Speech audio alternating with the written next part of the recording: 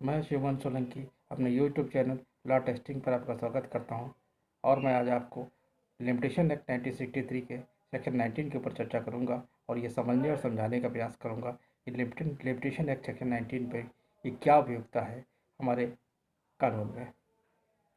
हमने अपने पिछले लेक्चर में सेक्शन 18 के ऊपर चर्चा की थी। सेक्शन 18, 19 और सेक्शन 20 ये तीनों ही एक्नॉलेजमेंट की बात करते हैं। अब हम समझने का प्रयास करते हैं कि सेक्शन 19 क्या है।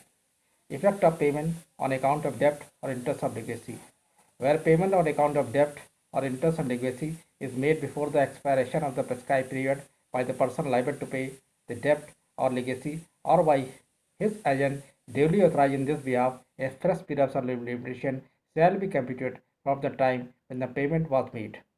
इसको हम इस तरीके से एक एग्जाम्पल समझने का प्रयास करते हैं कि क्लास 1 ये क्या कह रहा है। क्लास 1 ये कह रहा है, ये से मान लीजिए मैं ए हूँ और मैंने बी को 1,00,000 रुपये कर्जा दिया है और 30 दिसंबर को उसको चुकाना था। 30 दिसंबर को यदि वो नहीं चुका पाता है उसके 3 साल तक का हमारे पास ये प्रेस्क्राइब पीरियड है कि मैं उसके ऊपर रिकवरी सूट करके अपना 1,00,000 रुपया वसूल कर लूँ, मैं ब्याज। परंतु इन 3 साल के दौरान यदि वो यानी कि बी इन 3 साल के दौरान मुझे कोई पार्ट पेमेंट कर देता है या फिर उस मूलधन के एवज में उससे कोई ब्याज हमको दे देता है, तो जिस दिन वो पार्ट पेमेंट या फिर उसका कोई इंटरेस्ट देगा वो दिन से पुनः 3 साल का लिमिटेशन पीरियड पुनः आगे बढ़ जाएगा। ये क्या करता है कि पिछले लिमिटेशन को समाप्त करके एक फ्रेश लिमिटेशन पीरियड शुरू कर देता है। अब हम इसकी प्रोविजन की बात करते हैं कि provided that save in the case of payment और interest made before the first day of January 1928 and acknowledgement of the payment appear in the handwriting or in writing signed by the person making the payment। Provision इस बात को कहता है कि 1 जनवरी 1928 से पहले hand writing में होना चाहिए था एक्नॉलेजमेंट और रिटर्न और साइन होना चाहिए, परंतु 1 जनवरी 1928 के बाद से ये बात का समाप्त कर दी। अब हैंड राइटिंग में होना आवश्यक नहीं है।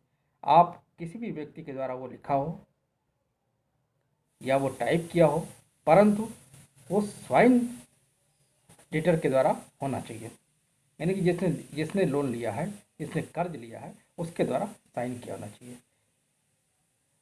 ये वसीयती संपदा पर ऋण की बात भी करता है, यानी इंटरेस्ट ऑन लेगेसी की बात करता है।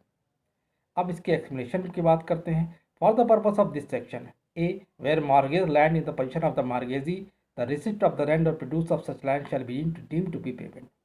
क्या कह रहा है इसको समझने का प्रयास करते हैं।